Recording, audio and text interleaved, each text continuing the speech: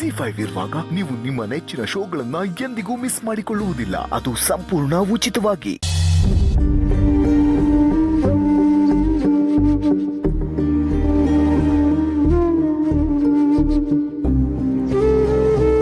ಸ್ವಲ್ಪ ರಿಲ್ಯಾಕ್ಸ್ ಮಾಡಕ್ಕ. ನೀರು ಕುಡಿ ಅಕ್ಕ, ನೀರು ಕುಡಿ.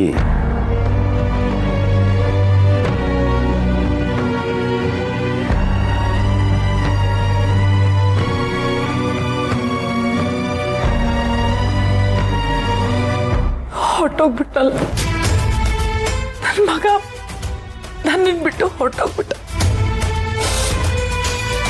ಎಂತೆಂತ ಮಾತಾಡ್ದ ಅಂತ ಕೇಳಿಸ್ಕೊಂಡಿದ್ದಾನೆ ನೀನು. ಅಲ್ಲಕ್ಕ, ನಿನ್ನೆ ತಳ್ಳು ಹೋಗುವಷ್ಟು ನೀಚೆ ಆಗಿದ್ದಾನ ಅವನು. ಆದರೂ ಅವನ್ನ ನೆನ್ಸ್ಕೊಂಡು ಹೇಳ್ತಾ ಇದೆಯಲ್ಲ ನೀನು. ಎತ್ತು ಕರಳು ಏನ್ ಮಾಡೋದು? ಎಷ್ಟೇ ಗಟ್ಟಿಯಾಗಿರ್ತೀವಿ ಅಂತ ಅನ್ಕೊಂಡ್ರು ಎತ್ತು ಕರಳು ಮೃದು ಮಾಡ್ಬಿಡ್ತ. ಅಷ್ಟಕ್ಕೂ ನೀವಿಬ್ರು ಯಾವ ವಿಷಯಕ್ಕೆ ಜಗಳ ಆಡ್ತಿದ್ರಿ? ಅವನ್ಯಾಕೆ ಅಷ್ಟೊಂದು ಕೋಪ ಮಾಡ್ಕೊಂಡಿದ್ದ? ಕೇಳ್ಬೇಡ, ನನ್ನನ್ನೇನು ಕೇಳಬೇಡ, ಏನು ಕೇಳಬೇಡ. ಆದ್ರೂ ನನ್ ಬಿಟ್ಟು ಹೊಟ್ಟೋಗ್ಬಿಟ್ಟಲ್ಲ. ನಾನು ಅವ್ರಿಲ್ದೆ ಹೇಗಿರ್ಲಿ ಹೇಳು? ನನ್ನ ಜೀವನನೇ ನಾನು ಅವನು ಅಂತ ಅನ್ಕೊಂಡಿದ್ದೆ. ಆದ್ರೆ ಅವನು ನನ್ನನ್ನು ಬಿಟ್ಟು ಹೊಟ್ಟೋಗ್ಬಿಟ್ಟ. ನಾನು ಹೇಗ್ ಬದುಕ್ಲಿ ಹೇಳು? ನನ್ನ ಮಗ ಇಲ್ದೆ ನಾನು ಹೇಗ್ ಬದುಕ್ಲಿ?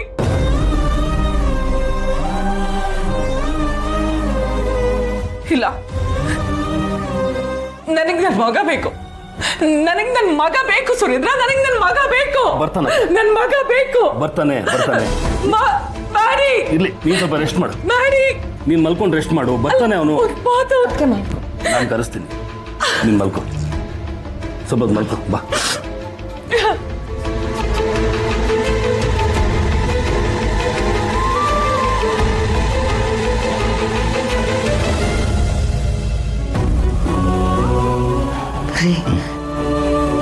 ಅದಕ್ಕೆ ಯಾವತ್ತೂ ಇಷ್ಟೊಂದು ಡಿಸ್ಟರ್ಬ್ ಆಗಿ ಅಳ್ತಾ ಈ ರೀತಿ ಬಿಹೇವ್ ಮಾಡಿದ್ದೆಲ್ಲ ನಾನು ನೋಡೇ ಇಲ್ಲ. ನನ್ಗೆ ಯಾಕೋ ತುಂಬ ಭಯ ಆಗ್ತಾ ಇದೆ. ಯಾವುದಕ್ಕೂ ಡಾಕ್ಟರ್ನ ಕರೆಸ್ಬಿಡೋದು ಒಳ್ಳೇದ್ರಿ. ನನಗೂ ಹಾಗೆ ಅನಿಸ್ತಿದೆ.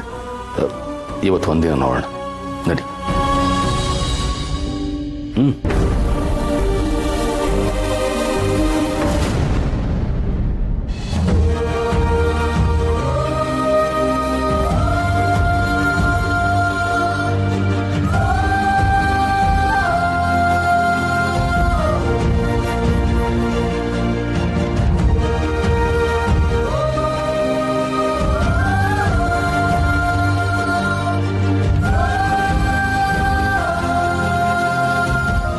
ಸರಿ, ನಾನು ಬರ್ತೀನಿ.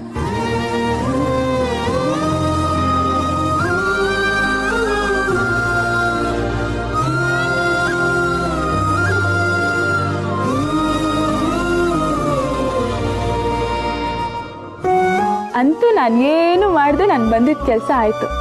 ಇನ್ನೇನು ಸಮಸ್ಯೆ ಇಲ್ಲ. ತಂಗಿ ಮದುವೆ ಆಗ್ತಿದ್ದ ಹಾಗೆ ಅಣ್ಣನ ಮದುವೆ. ಅಷ್ಟರಲ್ಲಿ ನಾನು ಸುಬ್ಬುಗೆ ಪ್ರಪೋಸ್ ಮಾಡಬೇಕು, ಅಪ್ಪನ ಹತ್ರ ಮಾತಾಡಬೇಕು, ನಮ್ಮ ಮನೆಯವ್ರಿಗೆಲ್ಲ ವಿಷಯ ಹೇಳಬೇಕು.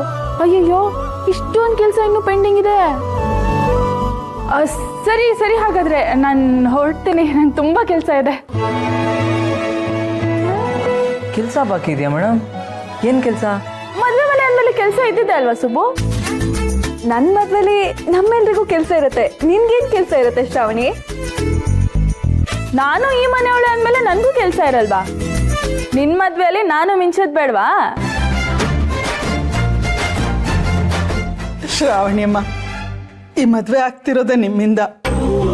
ನನ್ನ ಮಗಳು ಪ್ರೀತಿಸಿದ ಹುಡುಗನ್ನೇ ಮದುವೆ ಆಗ್ತಿದ್ದಾಳೆ. ಇಂದ್ರಮ್ಮ ಅವರು ಪ್ರೀತಿಯಿಂದ ಮನೆ ತುಂಬಿಸ್ಕೊತಿದ್ದಾರೆ. ಇದಕ್ಕೆಲ್ಲ ಕಾರಣ ನೀವು. ನಿಮ್ಮ ಋಣನ ಯಾವ ರೀತಿ ತೀರಿಸ್ಬೇಕು ಅಂತ ಗೊತ್ತಾಗ್ತಿಲ್ಲ. ಅಯ್ಯಯ್ಯೋ, ಋಣ ಅಂತ ಎಲ್ಲ ಯಾಕೆ ಹೇಳ್ತೀರಾ ನೀವು? ಪ್ರೀತಿ ಮಾಡೋ ಜೀವಗಳು ಯಾವಾಗಲೂ ಒಂದಾಗಿರ್ಬೇಕು. ಅದು ಪ್ರತಿ ಹೆಣ್ಣಿನ ಆಸೆ. ತಾನು ಪ್ರೀತಿಸೋ ಹುಡುಗನ ಜೊತೆ ಮದುವೆ ಆಗಬೇಕು, ತನ್ನನ್ನು ತುಂಬ ಪ್ರೀತಿಯಿಂದ ನೋಡ್ಕೊಳ್ಳುವಂಥ ಮನೆಗೆ ಸೊಸೆಯಾಗಿ ಹೋಗಬೇಕು ಅನ್ನೋದು. ಇದೆರಡೂ ನಮ್ಮ ಬರಂಗೆ ಸಿಗ್ತಾ ಇದೆ. ಮುಂದೆ ನನ್ನ ಬದುಕಲ್ಲೂ ಆಗುತ್ತೆ.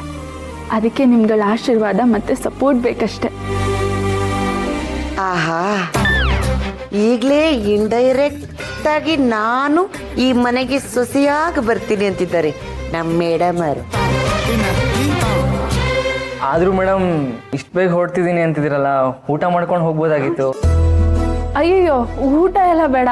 ನಾನೇನು ಅನ್ಕೊಂಡು ಬಂದು ಅದೆಲ್ಲ ಆಯಿತು. ಈಗ ನೀವು ಮದುವೆ ತಯಾರಿ ಶುರು ಮಾಡ್ಕೊಳ್ಳಿ. ಹೇಗಿದ್ರು ಮದುವೆ ಊಟಕ್ಕೆ ಬರ್ತೀನಲ್ಲ. ಆದರೂ ನೀವೇನು ಅನ್ಕೊಂಡ್ರಿ ಅಂತ ಹೇಳೇ ಇಲ್ಲ. ನಿಮ್ಮೆಲ್ಲರ ಮುಖದಲ್ಲೂ ಈ ನಗು ನೋಡ್ಕೊಂಡು ಹೋಗೋಣ ಅಂತ ಬಂದಿದ್ದೀನಿ.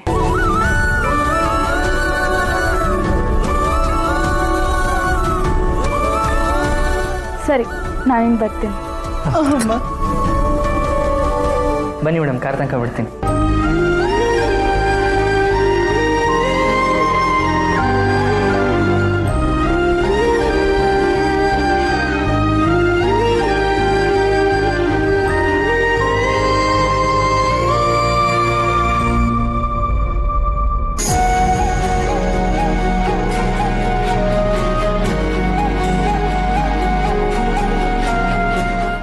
ಶ್ರಾವಣಿಯಮ್ಮರೇ, ನೀವು ನಮ್ಮ ಮನೆಗೆ ಬಂದಾಗೆಲ್ಲ ಸಮಸ್ಯೆಗಳೆಲ್ಲ ಮಾಯವಾಗಿ ಎಲ್ಲರ ಮುಖದಲ್ಲೂ ನಗು ಬಂದ್ಬಿಡುತ್ತೆ.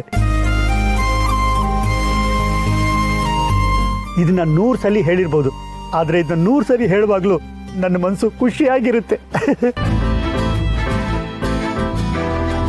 ಆಗಾಗ ನಿಮ್ಮ ಮನೆಗೆ ಬಂದು ಹೋಗೋದಕ್ಕೆ ನನ್ನ ಬಗ್ಗೆ ಇಷ್ಟು ಪ್ರೀತಿ ತೋರಿಸ್ತಿರಲ್ಲ. ಇನ್ನು ಮುಂದೆ ಜೀವನ ಪೂರ್ತಿ ನಿಮ್ಮ ಮನೆಯಲ್ಲೇ ಕಳಿಬೇಕು. ಆಗ ನನಗೆಷ್ಟು ಪ್ರೀತಿ ತೋರಿಸ್ತೀರಾ? ಅಪ್ಪ ಹೇಳ್ತಾರೆ ನಿಜ ಮೇಡಮ್. ನಿಮ್ಮಿಂದ ನಮ್ಗಾಗಿರೋ ಸಹಾಯ ನೆನೆಸ್ಕೊಂಡ್ರೆ ನಿಮ್ಮ ಬಗ್ಗೆ ಮಾತಾಡ್ತಾನೆ ಇರಬೇಕು ಅನಿಸುತ್ತೆ. ಹಾಗಂತ ನಾವೇನಾದರೂ ಮಾತಾಡ್ತಾನೆ ಇದ್ರೆ ನಿಮ್ಗೆ ಅತಿ ಅನಿಸ್ಬಿಡುತ್ತೆ ಅಷ್ಟೇ. ಅಪ್ಪ ಯಾವಾಗಲೂ ಒಂದು ಮಾತು ಹೇಳ್ತಾನೆ ಇರ್ತಾರೆ, ಶ್ರಾವಣಿ ಮೇಡಮು ನಮ್ಮ ಪಾಲ್ಗೆ ದೇವತೆ ಇದ್ದ ಹಾಗೆ, ಶ್ರಾವಣಿ ಮೇಡಮ್ ನಮ್ಮ ಪಾಲ್ಗೆ ದೇವತೆ ಇದ್ದ ಹಾಗೆ ಅಂತ.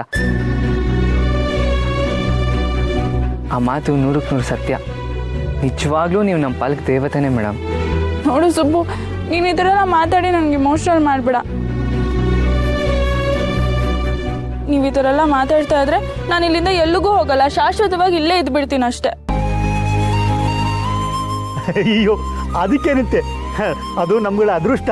ನೀವು ಯಾವಾಗಲೂ ಹೇಳ್ತಿರ್ತೀರಲ್ಲ, ಇದು ನಮ್ಮನೆ ಅಂತ, ಹಾಗೆ ಅನ್ಕೊಳ್ಳಿಪ್ಪ. ಸರಿ, ಹಾಗಾದ್ರೆ ಅಂಥ ಒಂದು ದಿನ ಬಂದಾಗ ನಾನು ಖಂಡಿತ ಇಲ್ಲೇ ಇರ್ತೀನಿ. ಆದರೆ ಈಗ ಹೋಗಿ ಬರ್ತೀನಿ. ಬಾಯ್ ಸುಬ್ಬು. ಸರಿ ಮೇಡಮ್. ಮಾವ, ಹೋಗಿ ಬರ್ತೀನಿ.